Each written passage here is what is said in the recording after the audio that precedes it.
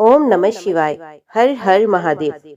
लोमस जी कहते हैं, ब्राह्मणों, एक समय पितरों के स्वामी यमराज ये सुनकर कि सनातन देव भगवान शंकर इस जगत के रक्षक हैं, उनके पास गए और एकाग्रचित से उन्होंने उनका स्तवन किया। यमराज बोले, पापों को जलाने वाले भगवान भर्ग को नमस्कार है। देवताओं के पालक प्रकाश स्वरूप महादेव को नमस्कार है। मृत्यु पर विजय पाने वाले जटाजूटधारी रुद्रदेव को नमस्कार है। जिनके कंठ में नील चिन्ह सुशोभित होता है, जो पाप तापों का नाश करने वाले हैं। सर्वव्यापी आकाश जिनका एक अवयव मात्र है, जो सबको अपना ग्रास बनाने वाले काल है, काल के भी स्वामी है तथा काल ही जिनका स्वरूप है, उन भगवान शिव को नमस्कार है। देव देवेश्वर, आप सबका कल्याण करने वाले हैं। कोई बड़ी भारी तपस्या करे तभी आप उस पर प्रसन्न होते हैं। लोक पितामह ब्रह्मा जी भी पुण्यात्मा मनुष्य पर उनके उत्तम कर्मों से ही संतुष्ट होते हैं। इसी प्रकार वेदों द्वारा जानने योग्य सनातन देव भगवान विष्णु भी अनेक प्रकार के यज्ञों तथा उपवास व्रतों से प्रसन्न होकर मनुष्यों को केवल भक्ति भाव प्रदान करते हैं, जिससे वे मोक्ष को प्राप्त हो सके। दुर्गा जी भी आराधना से संतुष्ट होने पर लौकिक भोग और सर्वाग्ति संपत्तियां देती हैं। भगवान सूर्य अपने उपासक को आयु और आरोग्य प्रदान करते हैं। इसी प्रकार गणेश जी भी अर्घ्य पादम और चंदन आदि के द्वारा पूजन करने तथा उनके मंत्रों का जप करने पर विघ्नों का निवारण करते हैं। परंतु आपके पुत्र कार्तिकेय जी ने तो इस जगत के सभी प्राणियों के लिए स्वर्ग का द्वार खोल दिया है। इनके दर्शन मात्र से सब लोग, वे पापी ही क्यों ना हो, एकमात्र स्वर्ग के अधिकारी हो जाते हैं। ये महान आश्चर्य की बात है। जिन्होंने अपनी इंद्रियों को जीत लिया है, लोभ जिन्हें छू भी नहीं सका, जो काम और राग से रहित है, यज्ञ करने वाले और धर्मनिष्ठ है तथा वेद वेदांगों के पारंगत विद्वान है, वे सब पुण्य आत्मा पुरुष जिस उत्तम गति को प्राप्त करते हैं, उसी को अधम से अधम पाप परायण चांडाल आदि भी कुमार कार्तिकेय के दर्शन मात्र से पा लेते हैं। उनका ये क्रम महान आश्चर्यजनक है। कृत्तिका नक्षत्र से युक्त कार्तिक की पूर्णिमा में स्नान करने से जो फल होता है, वही फल आपके पुत्र का दर्शन मात्र करने से लोग अपनी कई पीढ़ियों सहित प्राप्त कर लेते हैं। यमराज का ये वचन सुनकर भगवान शंकर ने कहा, धर्मराज, जिन पुण्य आत्मा मनुष्यों का आंतरिक पाप नष्ट हो गया है, उनके मन में श्रद्धा का उदय होता है। फिर पूर्व पुण्य के प्रभाव से उनके हृदय में उत्तम तीर्थों में जाने और संत महात्माओं का दर्शन करने की प्रबल इच्छा जागृत होती है। धर्मराज, कुमार के दर्शन से जो पुण्य फल प्रकट होता है, उसके लिए तुम्हें रंच मात्र भी आश्चर्य नहीं करना चाहिए। कर्म संयुक्त वचन कर्तव्य का आदेश देने वाला वेद वाक्य सबके लिए फलद होता है। सब तीर्थों का सेवन, यज्ञों का अनुष्ठान और नाना प्रकार के दान आदि कार्य अंतकरण की शुद्धि के लिए करने योग्य है। फिर शुद्ध अंतकरण के द्वारा मनुष्य स्वयं ही अपनी आत्मा का चिंतन करे। मैं ही आत्मा रूप से सब प्राणियों के भीतर स्थित हूँ। मैं नित्य सत्ता युक्त अपने आप में स्थित रहने वाला और व्यवधान शून्य हूँ। शीत उष्ण आदि द्वंद्वों से परे हूँ। मुझ में किसी प्रकार का विकल्प नहीं है। मैं आत्मनिष्ठ, नित्य युक्त और निरयी हूँ। निश्चल कल्पित भेदों और विवादों से दूर रहने वाला, ज्ञान गम्य, अनंत, स्वतंत्र तथा स्वयं प्रकाश प्रभु हूँ। वेद वेत्ता विद्वान इसे ही ज्ञान कहते हैं। वे सर्वत्र आत्म दृष्टि रखते हैं। सर्वातीत भाव गम्य तत्व को जानकर ज्ञानी पुरुष समता युक्त बुद्धि से व्यवहार करते हैं और केवल बोध स्वरूप अपने आत्मा को भूल जाने के कारण जब सब जीव समूह संसार बंधन में बंधे हुए देखे जाते हैं। तत्व ज्ञान से रहित बहिर्मुख जीव काम, क्रोध, भय, द्वेष, मोह और मात्र से युक्त हो एक दूसरे को दूषित करते रहते हैं। इसलिए गुणभेद से निर्मित इस प्रपंच को इस प्रकार असत्य जानकर अपने अपने स्थित गुणातीत परमात्मा का साक्षात्कार ही यथार्थ दर्शन है। जहाँ भेद भी अभेद को, राग भी वैराग्य को और क्रोध भी क्रोधाभाव को प्राप्त होता है, वही मेरा परम धाम है। उसका वर्णन करता हूँ, सुनो। शब्द, वाक्य, इंद्रियों का कार्य होने के कारण अनित्य है, जैसे घट। अतः वे उस परमार्थ वस्तु को प्रकाशित नहीं कर सकता। शब्द वे है जिससे प्रवृत्ति प्रधान धर्म के लिए प्रेरणा मिलती है। प्रवृत्ति और निर्वृत्ति तथा संपूर्ण द्वंद्व जिसमें विलीन हो जाते हैं वही शाश्वत पद माना गया है। वे व्यवधान शून्य, निर्गुण, बोध स्वरूप, निरंजन, निर्विकल्प, निर्हि, सत्ता मात्र, ज्ञान गम्य, स्वत्य सिद्ध, स्वयं प्रकाश, वेद वैद्य तथा अगम्य है। प्रेतराज जिसकी जड़ अनादि काल से चली आ रही है, माया के कारण जिसको विचार में लाना भी कठिन है, उस माया में संसार से ऊपर उठकर तथा माया का सर्वथा परित्याग करके जो ममता और आसक्ति से रहित हो गए हैं, वे विकल्प शून्य नित्य पद को प्राप्त होते हैं। संसार कल्पना मूलक है, ये कल्पना ही नित्य की भांति प्रतीत होती है। जिन्होंने इस कल्पना को त्याग दिया है वे परम पद को प्राप्त होते हैं। जैसे सीपी में चांदी की प्रतीति, सर्प में रस्सी की प्रतीति तथा सूर्य की किरणों में जल की प्रतीति मिथ्या है, उसी प्रकार नित्य परमात्मा में अनित्य संसार की प्रीति भी मिथ्या ही है। आत्मा एक है, उसे जान लेने पर मनुष्य ममता और अहंकार से रहित हो जाता है। ऐसे आत्मज्ञानी पुरुषों को बंधन कहाँ से प्राप्त हो सकता है? क्या कभी आकाश में फूल होना संभव है? ज्ञानी का संसार बंधन वैसा ही असत्य है जैसे खरगोश के सींग का होना। इसलिए अब इस विषय में बहुत सी व्यर्थ बातें कहने से कोई लाभ नहीं। विद्वान जितेंद्रिय तथा वितराग ज्ञानी पुरुष ममता का परित्याग करके परम पद को प्राप्त करने की अभिलाषा रखते हैं। जिन्होंने ममतत्व को त्याग दिया है, लोभ तथा मोह को दूर कर दिया है, वे काम क्रोध से ही मानव परम पद को प्राप्त होते हैं। जब तक मन में काम, लोभ, राग और द्वेष डेरा डाले रहते हैं, तब तक केवल शब्द मात्र का बोध रखने वाले विद्वान परम सिद्धि को नहीं प्राप्त होते। यमराज जिनके सब पाप दूर हो गए हैं, वे समस्त ऋषि मुनि ज्ञान का प्रवचन करने वाले तथा ज्ञान अभ्यास के अनुकूल बर्ताव करने वाले तथापि ज्ञान वेता नहीं है। ज्ञान ज्ञेय तथा ज्ञान गम्य वस्तु को जानकर ही मनुष्य ज्ञानी कहलाता है। कैसे जानना चाहिए, किसके द्वारा जानने योग्य है और किसको जानना अभीष्ट है, वे वस्तु क्या है, ये सब बातें मैं तुम्हारी जानकारी के लिए संक्षेप में बताता हूँ। आत्मा एक ही है तथापि भेद बुद्धि होने से वह अनेक सा दिखाई देता है। जैसे भंवरी देने वाले की दृष्टि में ये पृथ्वी घूमती हुई सी प्रतीत होती है, उसी प्रकार भेद बुद्धि से एक आत्मा भी अनेक सा प्रतीत होता है। अतः विचार के द्वारा ही आत्मा का ज्ञान प्राप्त करना चाहिए। गुरु के मुख से श्रवण के द्वारा तथा भली भांति प्रयोग में लाए हुए विशेष मनन के द्वारा भी आत्म तत्व का साक्षात्कार करना उचित है। इस प्रकार आत्मा को जानकर मनुष्य अनायास ही बंधन से मुक्त हो जाता है। ये संपूर्ण चराचर जगत माया का जाल है। ममता में उपलक्षित होने वाला ये संसार माया में है। ममता को दूर कर देने पर बंधन से अनायास छुटकारा मिल जाता है।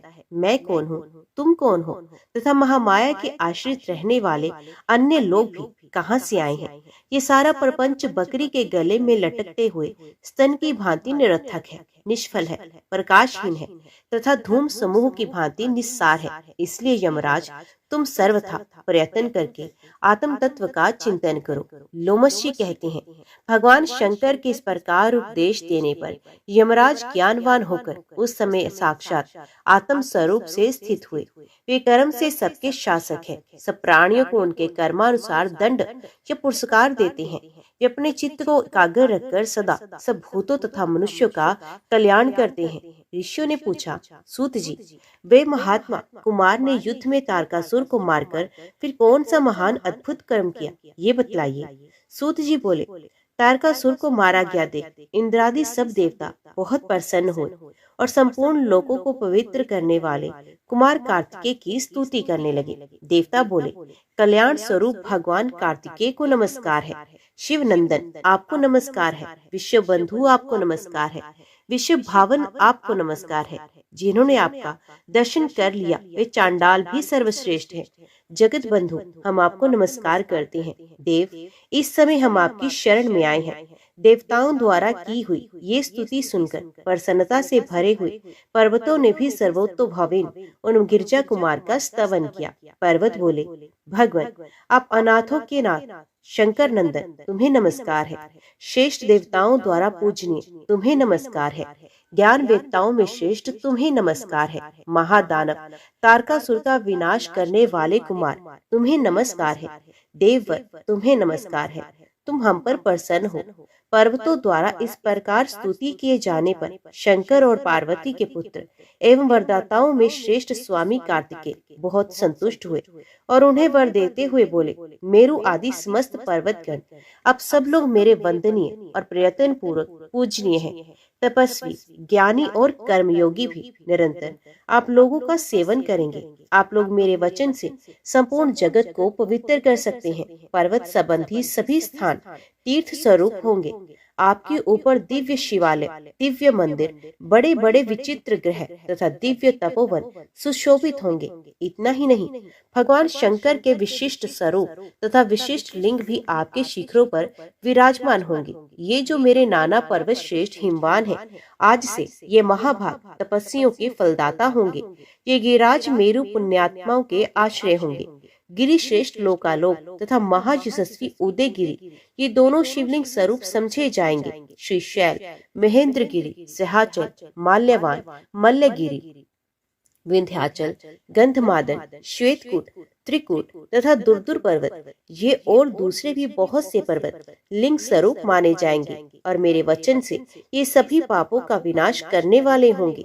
शंकर पुत्र भगवान कार्तिकेय ने इस प्रकार उन सब पर्वतों को वरदान दिया, जिसके मुख में सदा नमः शिवाय इस पंचाक्षर मंत्र का जप होता रहता है, जिसका चित्त सदा भगवान शिव के चिंतन में संलग्न रहता है, जो सब प्राणियों के प्रति संभाव रखता है, दूसरों की निंदा में जिसकी वाणी मूक रहती है तथा जो पराई स्त्रियों के प्रति अपने में नपुंसक भाव भी रखता है, ऐसे उपासक पर भगवान शिव की विशेष कृपा होती है। शौनक जी बोले, महाभाग, हमने कुमार कार्तिकेय के विशिष्ट चरित्र का श्रवण किया जो परम मंगल में है। अब हम राजा धीराज श्वेत के परम अद्भुत चरित्र के विषय में जानना चाहते हैं, जिन्होंने अपनी भारी शिव भक्ति के प्रभाव से भगवान शिव को भली भांति संतुष्ट किया था। जो लोग भक्ति पूर्वक महादेव जी की आराधना करते हैं वे ही भक्त हैं, वे ही महात्मा हैं तथा वे ही कर्म योगी और ज्ञानी हैं। लोमस जी ने कहा, महाभाग, महर्षियों, राजा श्वेत का परम अद्भुत चरित्र सुनो। महात्मा श्वेत अपने राज्य में सब प्रकार के भोग भोगते रहे तो भी उनकी बुद्धि सदा धर्म में ही संलग्न रहती थी। उन्होंने धर्म के अनुसार प्रजा को प्रसन्न रखते हुए समस्त पृथ्वी का पालन किया।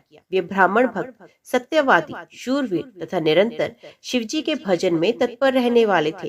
राजा श्वेत अपनी बड़ी चढ़ी शक्ति से राज्य का शासन और भक्ति भाव से भगवान शिव की आराधना करते थे। इस प्रकार परमेश्वर की आराधना करते करते महाराज श्वेत की सारी आयु बीत चली।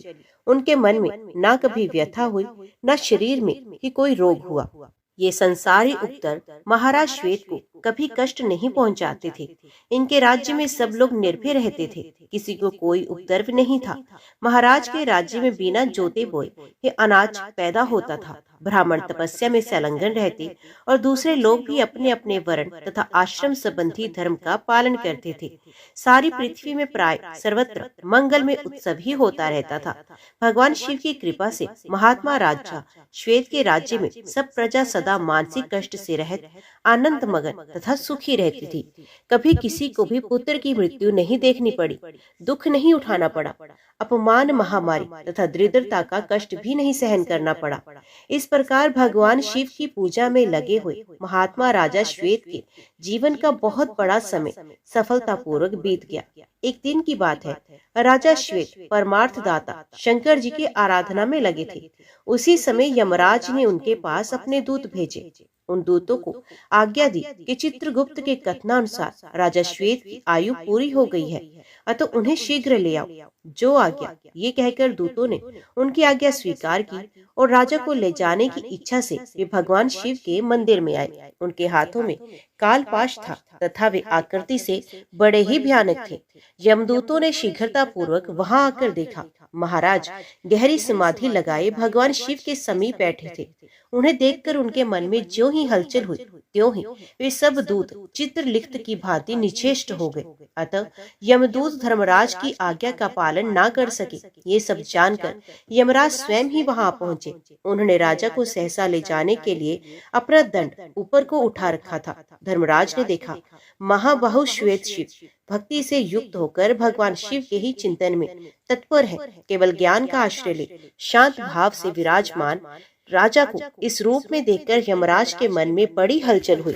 वे अत्यंत व्याकुल होकर सहसा चित्रलिखित की भांति हो गए। तदंतर प्रजा का विनाश करने वाले काल भी तत्काल वहां आ गए। उन्होंने भी शिव पूजा प्रायण राजा को तथा मंदिर के द्वार पर खड़े हुए दूतों से यमराज को देखा। देखकर यमराज से पूछा, धर्मराज क्या कारण है जो अभी तक तुम इस राजा को नहीं ले गए? तुम्हारे साथ यमदूत भी हैं, तो भी कुछ डरे हुए से प्रतीत होते हो। तब धर्मराज ने नम्रता पूर्वक उत्तर दिया, ये राजा भगवान शिव का भक्त है, अतः इसका उल्लंघन करना हमारे लिए अत्यंत कठिन है। त्रिशूलधारी महादेव जी के भय से हम यहाँ चित्रलिखित पुतलों की भांति खड़े हैं। यमराज की ये बात सुनकर काल देवता कुपित हो उठे तथा राजा को मारने के लिए उन्होंने बड़े वेग से ढाल और तलवार उठाई। उनके ढाल सूर्य के समान आकृति वाले 8 फूलियों से सुशोभित थी। वे क्रोध में भरकर शिवालय में घुसे। वहां उन्होंने देखा राजा श्वेत एकाग्रचित से विशुद्ध ज्ञान स्वरूप चिन्ह में स्वयं प्रकाश परमात्मा का चिंतन कर रहे हैं। ऐसी अवस्था में उन्हें देखकर काल अहंकार वश ज्यों ही उनके पास जाने को उत्सुक हुए त्यों ही भक्त वत्सल भगवान शंकर ने अपने भक्त की रक्षा करते हेतु तीसरा नेत्र खोलकर उनकी रक्षा की और उनकी ओर देखा। उनके देखते ही कालदेव तत्काल जलकर भस्म हो गए। राजा श्वेत जब समाधि से विरत हुए तब ब्रह्म ज्ञान होने पर उन्होंने धीरे से आंखें खोलकर देखा। उस समय वहां उनके सामने ही कालदेव अद्भुत रूप से जल रहे थे। राजा ने बार बार उनकी ओर देखा और भगवान शंकर से इस प्रकार प्रार्थना की, सबके दुखों को दूर करने वाले शांत स्वरूप स्वयं प्रकाश एवं स्वयंभू रूप प्रभु आप भगवान शंकर को नमस्कार है। व्यवधान शून्य सूक्ष्म स्वरूप तथा ज्योतियों के अधिपति महादेव जी को नमस्कार है। जगदीश्वर आप ही सबके रक्षक हैं। आप ही जगत के माता पिता सुहृद सखा बंधु स्वजन स्वामी तथा ईश्वर हैं। शंभो आपने ये क्या किया? किसको मेरे आगे जला दिया? मैं नहीं जानता ये क्या हुआ है और किसने ये बड़ा भारी अद्भुत कार्य कर डाला है। इस प्रकार प्रार्थना करते हुए राजा श्वेत का विलाप सुनकर लोक कल्याणकारी भगवान शंकर ने कहा, राजन ये काल है, तुम्हारी रक्षा के लिए मैंने इसे जला दिया है। राजा श्वेत ने पूछा, भगवान इसने ऐसा कौन सा कुकृत्य किया जिससे आपने इसे इस दशा को पहुंचा दिया? भगवान शिव बोले, महाराज ये संसार के समस्त प्राणियों का भक्षक है।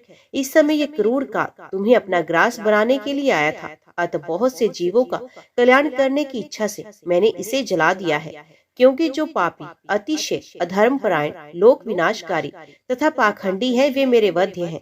भगवान शिव की ये बात सुनकर राजा श्वेत ने कहा, भगवान काल आपकी आज्ञा शिरोधार्य करके ही लोक में सबको नियंत्रण रखता है। आप ही के आदेश से ये तीनों लोकों में विचरता है। इसके डर से ही ये संसार सदा पुण्य कर्म का अनुष्ठान करता है। इसलिए आप कृपा करके फिर शीघ्र ही से जीवित कर दे।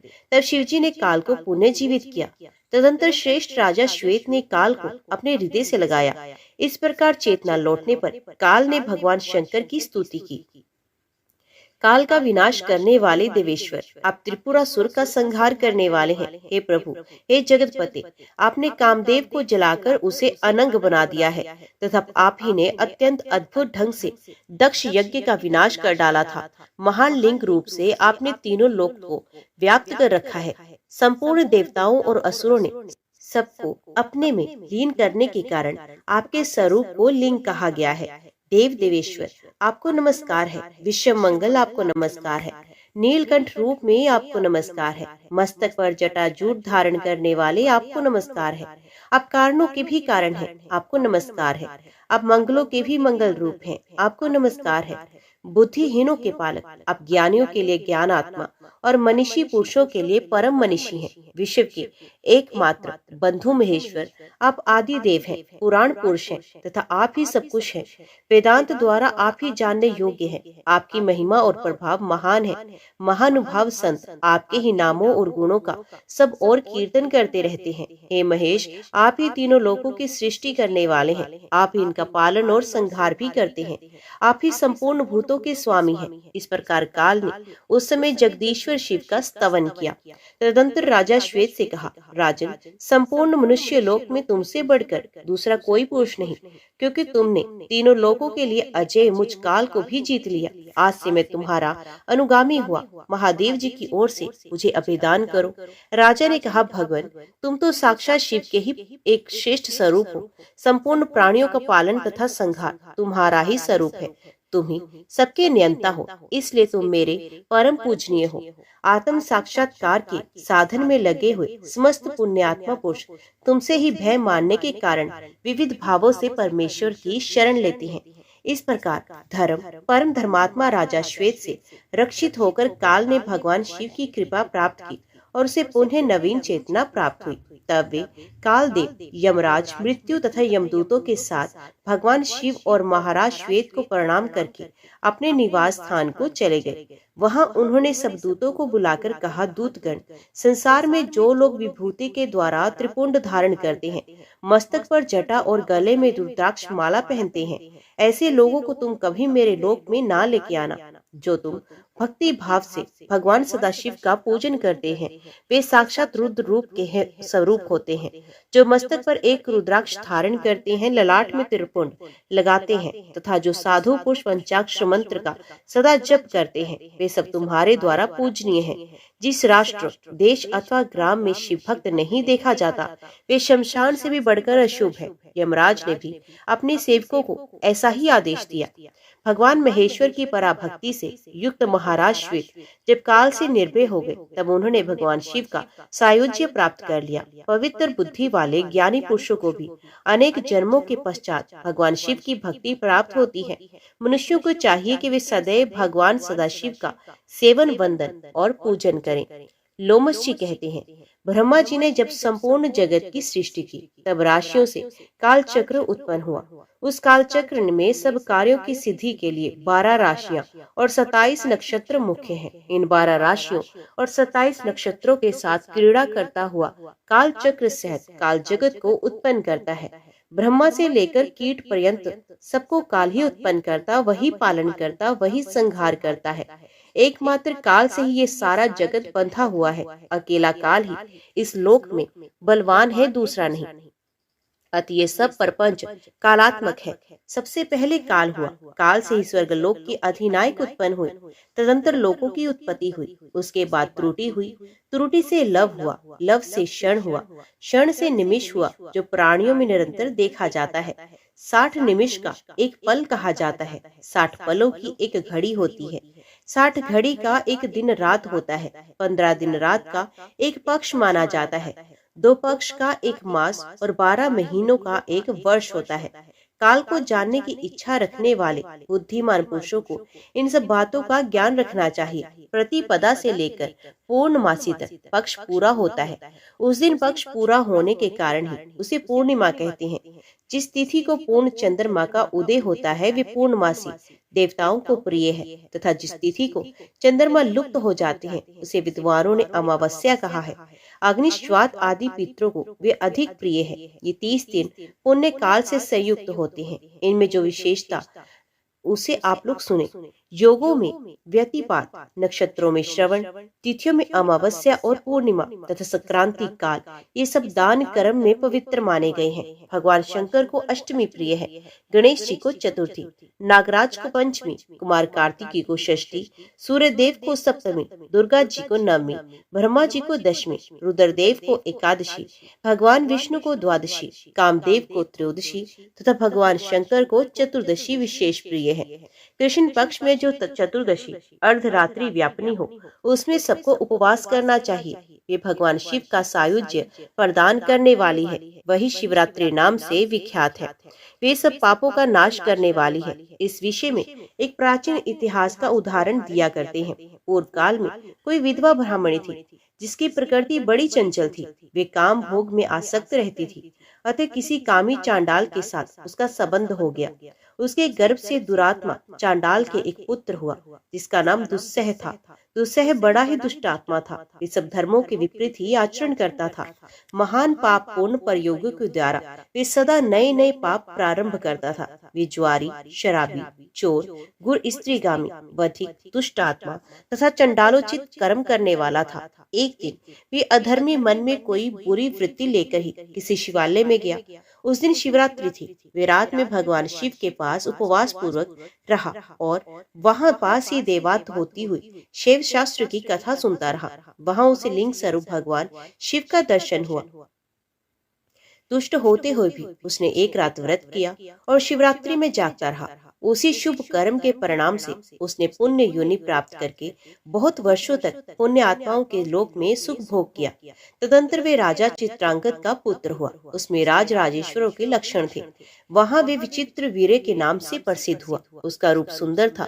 उसे सुंदरी स्त्रियां प्यार करती थी। उसने बहुत बड़ा राज्य प्राप्त करके भी अपने मन में अहंकार नहीं आने दिया। भगवान शिव की भक्ति करते हुए वे सदा शिव धर्म के पालन में ही तत्पर रहा। शिव संबंधी शास्त्रों को मान्यता देकर वे उन्हीं के अनुसार शिव की पूजा किया करता था। भगवान शिव के समीप यत्न पूर्वक रात्रि में जागरण करके भगवान शिव की गाथा का गान करता और रोमांचित होकर नेत्रों से आनंद के अश्रुकण बहाया करता। भगवान शिव की कथा सुनने से उसमें प्रेम के सभी लक्षण प्रकट हो जाते थे। उसे देवादिदेव शिव की प्रेम लक्षणा भक्ति प्राप्त हुई। भगवान शिव के ध्यान में निरंतर संलग्न रहने के कारण उसकी सारी आयु व्रत में ही बीती। भगवान शिव इस संसार में अज्ञानियों तथा ज्ञानी जनों को समान रूप से सुलभ है। अतः सुख की प्राप्ति के लिए एकमात्र सदाशिव का ही सेवन करना चाहिए। शिवरात्रि के उपवास से राजा को उत्तम ज्ञान प्राप्त हुआ। उस ज्ञान से सब प्राणियों में निरंतर संभाव का अनुभव हुआ। फिर एकमात्र भगवान सदाशिव ही सब भूतों के आत्मरूप इस ज्ञान का साक्षात्कार हुआ। तत्पश्चात ये अनुभव हुआ कि इस संसार में कहीं कोई भी ऐसी वस्तु नहीं है जो भगवान शिव से रहित हो। इस प्रकार उन्होंने अत्यंत दुर्लभ एवं पूर्ण ब्रह्मचाचित ज्ञान प्राप्त किया। वे ज्ञान विज्ञ पुरुषों के लिए भी अत्यंत दुर्लभ है, फिर औरों की तो बात ही क्या। राजा विचित्रवीर्य वे ज्ञान प्राप्त करके भगवान शिव के अत्यंत प्रिय भक्त हो गए। शिवरात्रि के उपवास से उन्होंने सायुज्य मुक्ति प्राप्त की। उसी पुण्य के प्रभाव से उन्होंने शिवजी की लीला में योग देने के लिए शिवजी से ही दिव्य जन्म प्राप्त किया। दक्ष कन्या सती से जब शिवजी का वियोग हुआ तब उनके जटा फटकारने से शब्द से उन्हीं के मस्तक से जो वीरभद्र नामक वीर उत्पन्न हुआ वे राजा विचित्र वीर ही है। वही दक्ष यज्ञ का विनाश करने वाला हुआ। इसी प्रकार अन्य बहुत से मनुष्य भी शिवरात्रि व्रत के प्रभाव से पूर्व काल में सिद्धि प्राप्त कर चुके हैं। राजा भरत आदि तथा मंधाता धुंधुमार और हरिश्चंद्र आदि नरेश भी विचित्र वीर द्वारा किए हुए उत्तम शिवरात्रि व्रत का अनुष्ठान करके ही सिद्धि को प्राप्त हुए हैं। इन सबके अतिरिक्त भी बहुत से कुल इस श्रेष्ठ व्रत के द्वारा तारे गए हैं जिनकी गणना या वर्णन करना असंभव है। देवादिदेव जगदीश्वर शिव ने अपने वीरभद्र आदि असंख्य गणों के साथ कैलाश में राज्य किया है। वहां भगवान रुद्र के साथ ऋषि और इंद्रादि देवता भी सेवा में उपस्थित रहते हैं। ब्रह्मा जी उनकी स्तुति करते रहते हैं। भगवान विष्णु आज्ञा पालक सेवक की भांति खड़े होते हैं। इंद्र सब देवताओं के साथ सेवा धर्म का पालन करते हैं। चंद्रमा भगवान के मस्तक पर छत्र धारण करते हैं और वायुदेव चवर डोलाते हैं। साक्षात अग्नि देव ही सदा उनके रसोइया बने रहते हैं। स्वर्गवासी गंधर्व उनके दरबार में गीत गाते और स्तुति पाठ करते हैं। इस प्रकार भगवान महेश्वर कैलाश पर्वत पर अपने प्रतापी पुत्र गणेश और कार्तिकेय आदि के साथ तथा महारानी गिरिराज नंदिनी उमा के साथ महान पराक्रम का परिचय देते हुए राज्य करते हैं। मुनियों ने पूछा, विशाल नेत्रों वाले सूत जी, दक्षिण समुद्र के तटों पर जो 5 तीर्थ हैं, उनका वर्णन कीजिए, क्योंकि मुनि लोग उन तीर्थों की अधिक चर्चा करते हैं। उग्र श्रवा बोले, मुनिवरों, इस विषय में पहले नारद जी को अर्जुन की आश्रम में कथा कही है, उसे मैं आप लोगों से विस्तार पूर्वक कहूंगा। पूर्व काल की बात है। कुछ कारणवश अर्जुन 12 वर्षों तक तीर्थ यात्रा के लिए निकले थे। वे मणिपुर होते हुए दक्षिण समुद्र के तट पर पहुंचे। वहां के 5 तीर्थों में स्नान करने के लिए आए। ये तीर्थ वे ही हैं जिन्हें उस समय भय के मारे तपस्वी लोग स्वयं भी छोड़ चुके थे और दूसरों को भी वहां जाने से मना करते थे। उनमें पहला कुमारेश तीर्थ है जो मुनियों को प्रिय है। दूसरा स्तंभेश तीर्थ है जो सौभद्र मुनि को प्रिय है। तीसरा वक्रेश्वर तीर्थ है जो इंद्र पत्नी शची को प्रिय लगता है और वे बहुत उत्तम है। चौथा महाकालेश्वर तीर्थ है जो राधा कृदम्ब को अधिक प्रिय है। इसी प्रकार पांचवा सिद्धेश नामक तीर्थ है जो महर्षि भारद्वाज को विशेष प्रिय है। कुरुश्रेष्ठ, अर्जुन इन 5 तीर्थों का दर्शन किया जिन्हें तपस्वियों ने त्याग दिया था। वास्तव में ये 5 तीर्थ महान पुण्य के जनक थे। अर्जुन ने नारद आदि महामुनियों का दर्शन करके उनसे पूछा, महात्माओं, ये तीर्थ तो बड़े ही सुंदर और अद्भुत प्रभाव से युक्त है, तो भी ब्रह्मवादी मुनियों ने सदा के लिए इनका परित्याग क्यों कर दिया? तपस्वी बोले, कुरुनंदन, इन तीर्थों में 5 ग्रह निवास करते हैं जो तपस्वी मुनियों को जल में खींच ले जाते हैं, इसलिए ये तीर्थ त्याग दिए गए हैं। ये सुनकर महाबाहु अर्जुन ने समुद्र के तट पर उन तीर्थों में जाने का विचार किया। तब उनसे तपस्वी महात्माओं ने कहा, अर्जुन, वहां तुम्हें नहीं जाना चाहिए। ग्रहों ने बहुत तेरे राजाओं और मुनियों को मार डाला है। तुम तो 12 वर्ष तक अनेक तीर्थों में स्नान कर चुके होगे, फिर इन 5 तीर्थों से तुम्हें क्या लेना है? दीप शिखा पर जल मरने वाले पतंगों की भांति इन तीर्थों में प्राण देने के लिए ना जाओ।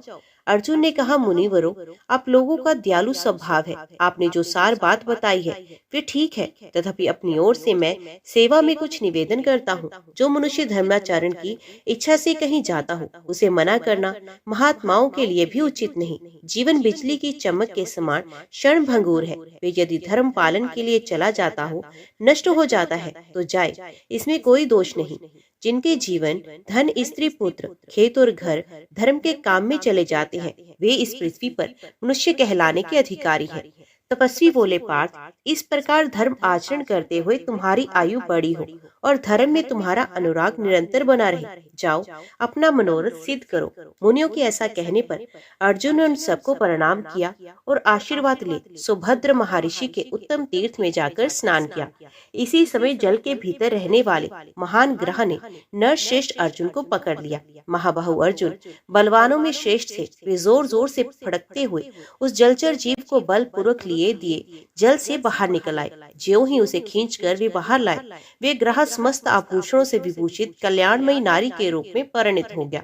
उसका रूप दिव्य था, वे मन को मोह लेने वाली थी। उस समय अर्जुन ने उससे पूछा, कल्याणी, तुम कौन हो? जल में विचरने वाली मकड़ी का रूप तुम्हें कैसे मिला?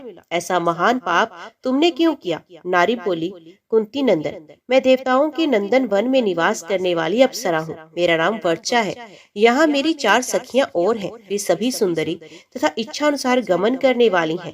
एक दिन उन सबको साथ लेकर मैं देवराज इंद्र के भवन से चली और एक वन में पहुंचकर मैंने देखा कोई ब्राह्मण देवता अकेले एकांत में बैठकर स्वाध्याय कर रहे हैं। उनका रूप बड़ा सुंदर था। वीरवर, उनकी तपस्या के तेज से वे सारा वन प्रकाशित हो रहा था।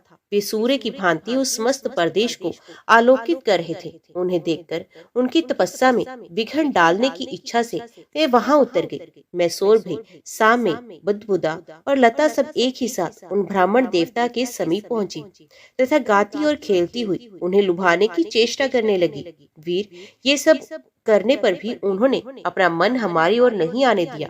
वे महातेजस्वी ब्राह्मण निर्मल तपस्या में स्थित थे। हमारी अनुचित चेष्टाओं से कुपित होकर उन्होंने हम सबको शाप दे दिया। अरे, तुम सब लोग 100 वर्षों तक जल के भीतर ग्रह बनकर रहो। ये शाप सुनकर हम लोग अत्यंत व्यथित हो उठे और उन्हीं तपस्वी ब्राह्मण की शरण में गए। हमने प्रार्थना पूर्वक कहा, विप्रवर, हम सबने बड़ा अनुचित किया है, फिर भी आप हमारे अपराध को क्षमा कर देने योग्य हैं।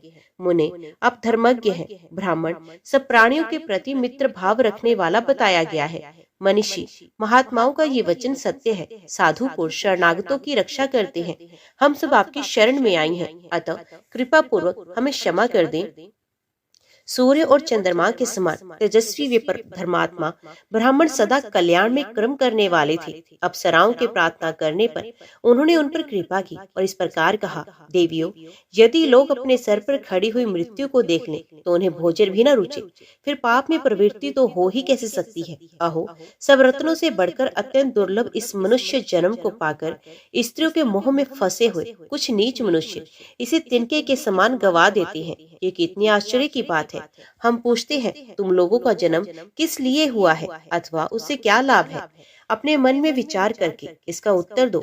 हम स्त्रियों की निंदा नहीं करते जिनसे सबका जन्म होता है, केवल उन पुरुषों की निंदा करते हैं जो स्त्री के प्रति उच्छुक होती हैं, मर्यादा का उल्लंघन करके उनके प्रति आसक्त हैं। ब्रह्मा जी ने संसार की सृष्टि बढ़ाने के लिए स्त्री पुरुष के जोड़े का निर्माण किया है। अतः इसी भाव से स्त्री पुरुष को मिथुन धर्म का पालन करना चाहिए, इसमें कोई दोष नहीं।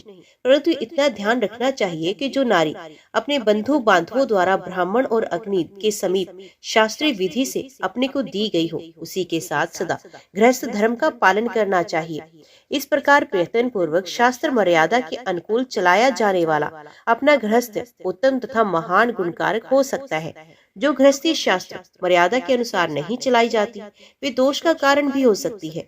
5 मुखों वाले नगर में जिसके द्वारों पर 11 योद्धा पहरा देते हैं, जो पुरुष अपनी स्त्री और अनेक संतानों के साथ मौजूद हैं, वे अचेतन कैसे हो जाता है? स्त्री के साथ संयोग इसलिए किया जाता है कि उससे पुत्र उत्पन्न होकर पंच यज्ञ आदि कर्मों द्वारा संपूर्ण विश्व का उपकार कर सके। किंतु हाय मूढ़ मनुष्य, उस पवित्र संयोग को किसी और ही भाव से ग्रहण करते हैं। 6 धातुओं का सारभूत जो वीर है, उसे अपने समान वर्ण वाली स्त्री को छोड़कर अन्य किसी निंदित योनि में यदि कोई छोड़ता है तो उसके लिए यमराज ने ऐसा कहा है, पहले तो वे अन्न का द्रोही है, फिर आत्मा का द्रोही है, फिर पितरों का द्रोही है तथा अंततः संपूर्ण विश्व का द्रोही है। ऐसा पुरुष अंत काल में अंधकारपूर्ण नरक में पड़ा रहता है। देवता, पितर, ऋषि, मनुष्य तथा संपूर्ण भूत मनुष्य के सहारे जीविका चलाते हैं। अतः प्रत्येक मनुष्य को उचित है कि वे इन 5 का उपकार करने के लिए सदा उद्यत रहे। जो मन, वाणी, जीवा, हाथ और कान को अपने वश में करके जितेंद्रिय हो गया है, उसे हंस तीर्थ कहते हैं। उससे भिन्न जो अचितेंद्रिय पुरुष है, वे सब काक तीर्थ है। जो तमोगुणी मनुष्य काकवत आचरण करने वाले मनुष्य में हंस बुद्धि से रमण करते हैं, उनसे देवताओं का क्या प्रयोजन है? ये ध्यान देकर सोचने की बात है।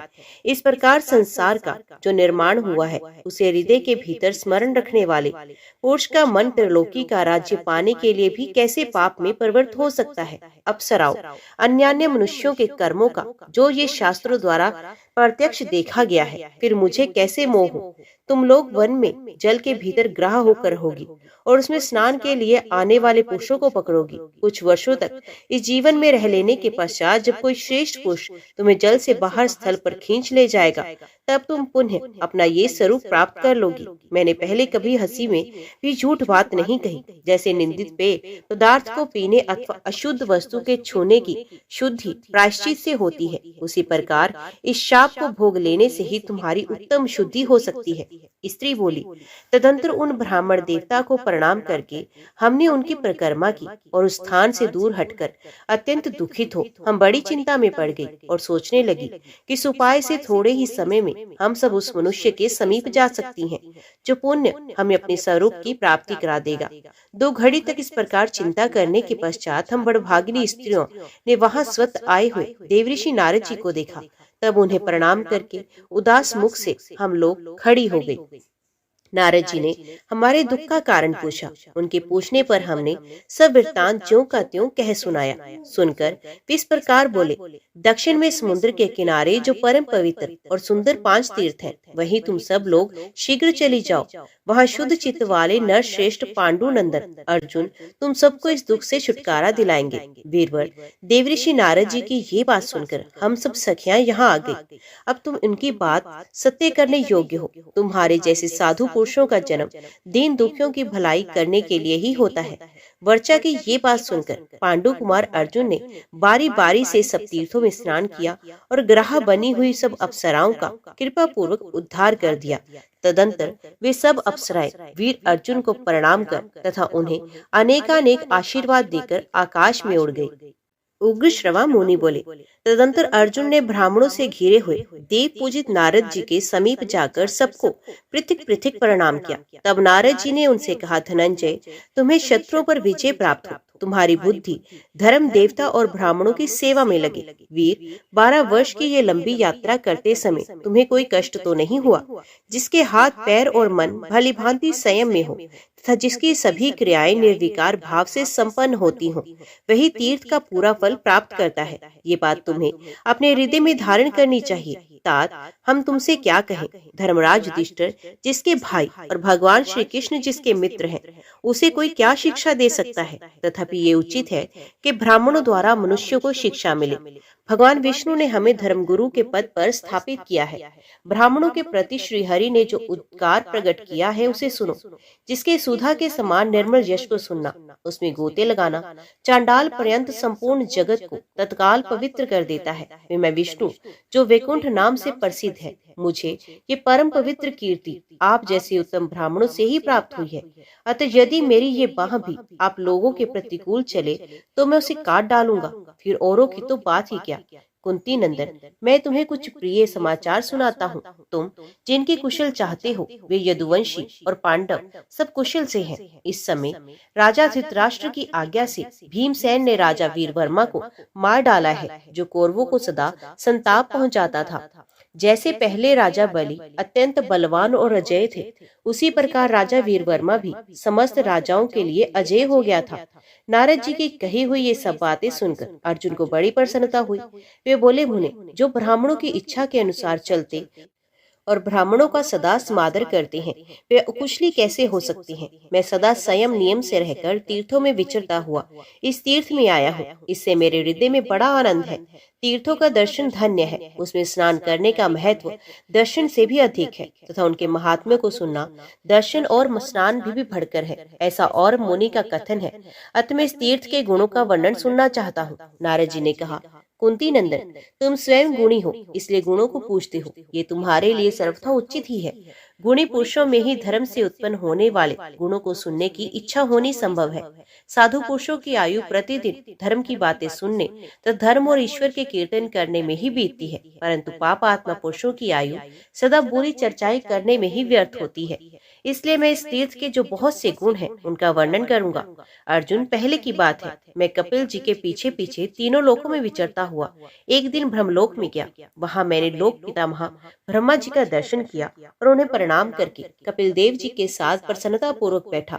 ब्रह्मा जी ने स्नेहपूर्ण दृष्टि से मेरी ओर देखकर ही मानो मेरा स्वागत किया। इसी समय वहां कुछ ब्राह्मण पधारे जो सदा जगत स्थिति देखने के लिए लोकहित के उद्देश्य से भ्रमण करते थे।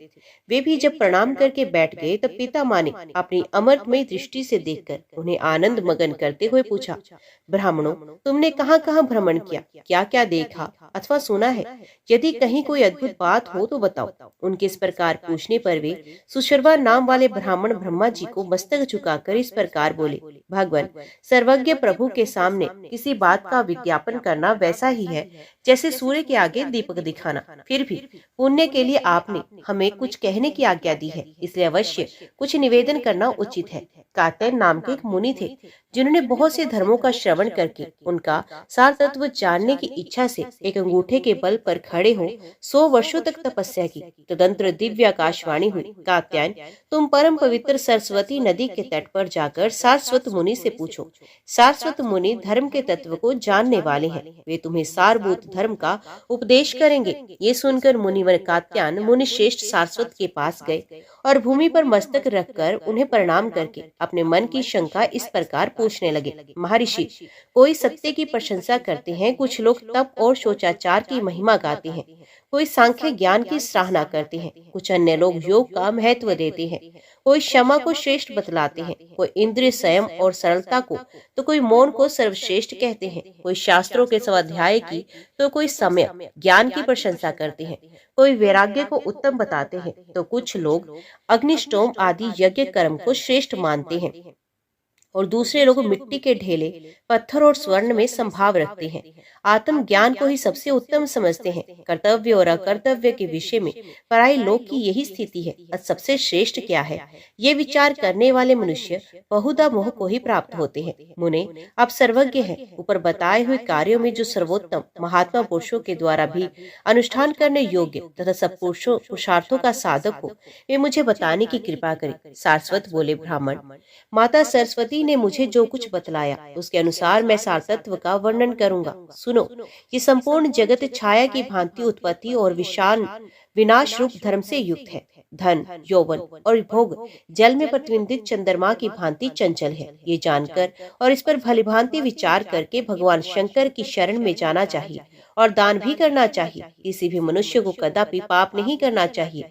ये वेद की आज्ञा है। श्रुति ये भी कहती है कि महादेव जी का भक्त जन्म और मृत्यु के बंधन में नहीं पड़ता।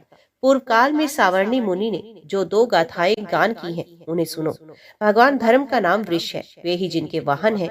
उन महादेव जी की यदि पूजा की जाती है तो वही सबसे महान धर्म कहा गया है, जिसमें दुख रूपी भंवर उठता है। अज्ञान में प्रवाह बहता रहता है। धर्म और अधर्म ही जिसके जल है, जो क्रोध रूपी कीचड़ से युक्त है, जिसमें मद रूपी ग्रह निवास करता है, जहाँ लोभ रूपी बुलबुले उठते रहते हैं। अभिमान ही जिसकी पाताल तक पहुँचने वाली गहराई है। सत्व गुण रूपी जहाज जिसकी शोभा बढ़ाता है। ऐसे संसार समुद्र में डूबने वाले जीवों को केवल भगवान शंकर ही पार लगाते हैं। दान, सदाचार, व्रत, सत्य और प्रिय वचन, उत्तम कीर्ति, धर्म पालन तथा आयु पर्यंत दूसरों का उपकार, इन 4 वस्तुओं का इस आसार शरीर से उपार्जन करना चाहिए। राग हो तो धर्म में, चिंता हो तो शास्त्र की, व्यसन हो तो दान का, ये सभी बातें उत्तम है। इन सबके साथ यदि विषयों के प्रति वैराग्य हो जाए तो समझना चाहिए मैंने जन्म को सफल कर लिया। इस भारतवर्ष में मनुष्य का शरीर जो सदा टिकने वाला नहीं है, पाकर अपना कल्याण नहीं कर लेता, उसने दीर्घकाल तक के लिए अपनी आत्मा को धोखे में डाल दिया। देवता और असुर सबके लिए मनुष्य योनि में जन्म लेने का सौभाग्य अत्यंत दुर्लभ है। उसे पाकर ऐसा प्रयत्न करना चाहिए जिससे नरक में ना जाना पड़े। ये मानव शरीर सर्व साधन का मूल है तथा सब पुरुषार्थों का सिद्ध करने वाला है। यदि तुम सदा लाभ उठाने के लिए प्रयास करते हो तो इस मूल की यत्न पूर्वक रक्षा करो। महान पुण्य रूपी मूल्य देकर तुम्हारे द्वारा ये मानव शरीर रूपी नौका इसलिए खरीदी जाती है कि इसके द्वारा दुख रूपी समुद्र के पार पहुंचा जा सके। जब तक ये नौका छिन्न भिन्न नहीं हो जाती तब तक ही तुम इसके द्वारा संसार समुद्र को पार कर लो। जो निरोग मानव शरीर रूपी दुर्लभ वस्तु को पाकर भी उसके द्वारा संसार सागर के पार नहीं हो जाता, वे नीच मनुष्य आत्म हत्यारा है। इसी शरीर में रहकर यतिजन परलोक के लिए तप करते हैं, यज्ञ करता होम करते हैं और दाता पुरुष आदर पूर्वक दान देते हैं। कात्यायन ने पूछा, सरस्वत जी, दान और तपस्या में कौन दुष्कर है तथा कौन परलोक में महान फल देने वाला है, ये बताइए। सारस्वत ने कहा, मुने, इस पृथ्वी पर दान से बढ़कर अत्यंत दुष्कर कोई कार्य नहीं। ये प्रत्यक्ष देखा जाता है, सभी लोग इसके साक्षी हैं। मनुष्य धन के लिए महान लोभ होने के कारण अपने प्यारे प्राणों का भी मोह छोड़कर महाभयंकर समुद्र, जंगल और पहाड़ों में प्रवेश कर जाते हैं।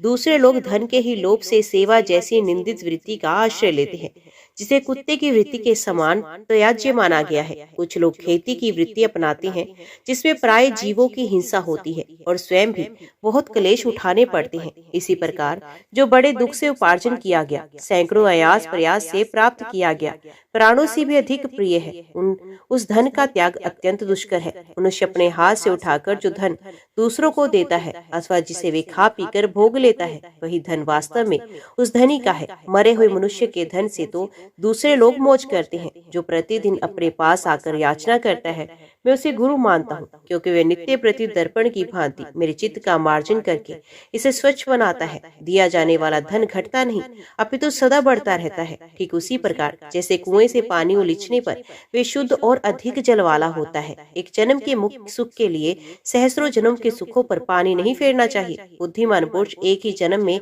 इतना पुण्य संचय कर लेता है जो सहस्रों जन्मों के लिए पर्याप्त होता है। मूर्ख मनुष्य इस लोक में दरिद्र हो जाने की आशंका से अपने धन का दान नहीं करता, परंतु विद्वान पुरुष परलोक में दरिद्र न होना पड़े इस शंका से यहाँ खुले हाथों धन बांटता है। जिनका आश्रय ही नाशवान है वे मनुष्य धन रखकर क्या करेंगे? जिसके लिए वे धन चाहते हैं वे शरीर सदा रहने वाला नहीं है। लोगों ने पहले से जो नहीं है इन दो अक्षरों का अभ्यास कर रखा है, उसकी जगह ये दो इन दो अक्षरों का प्रस्ताव विपरीत जान पड़ता है। याचक दीजिए कहकर याचना नहीं करते, अपितु कृपण मनुष्य को ये समझाते हैं कि दान न करने वाले की यही मेरे जैसी अवस्था होती है, अतः आप भी ऐसे ही न बने। याचक दाता का उपकार करने के लिए ही उसके सामने दीजिए कहकर याचना करता है, क्योंकि दाता तो ऊपर के लोकों में जाता है और दान लेने वाला नीचे ही रह जाता है।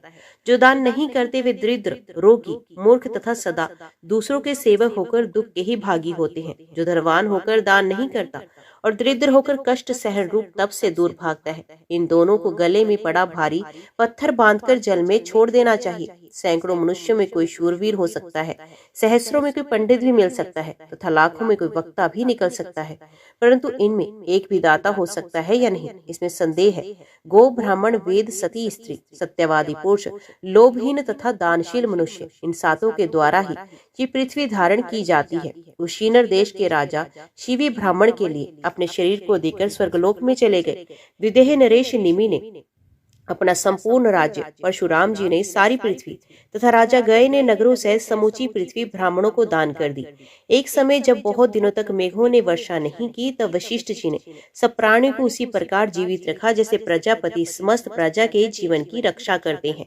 बुद्धिमानों में श्रेष्ठ पांचाल नरेश ब्रह्मदत्त ने श्रेष्ठ ब्राह्मणों शंख निधि प्रदान करके स्वर्गलोक को प्राप्त किया। ये तथा और भी बहुत से राजऋषि जो शांतचित्त और जितेंद्रिय थे, दान तथा शिव भक्ति के प्रभाव से रुद्रलोक में गए। जब तक ये पृथ्वी टिकी रहेगी तब तक इन सबकी कीर्ति स्थिर रहेगी। ऐसा विचार करके तुम सारभूत धर्म के अभिलाषी होकर भगवान शंकर की प्रसन्नता के लिए सदा दान करते हो। ये उपदेश सुनकर कात्यायन भी मोह त्याग कर वैसे ही हो गए। ओम नमः शिवाय। हर हर महादेव। आज की वीडियो में इतना ही। उम्मीद करती हूँ वीडियो आपको पसंद आई होगी। वीडियो पसंद आई हो तो वीडियो को लाइक और चैनल को सब्सक्राइब जरूर कीजिएगा। ओम नमः शिवाय लिखकर कमेंट बॉक्स में अपनी हाजिरी और अपने सुझाव देना ना भूलिएगा। तो मिलते हैं अगली वीडियो अगले अध्याय के साथ। तब तक के लिए देखते व सुनते रहिए। जय मां कंजक, जय माता दी।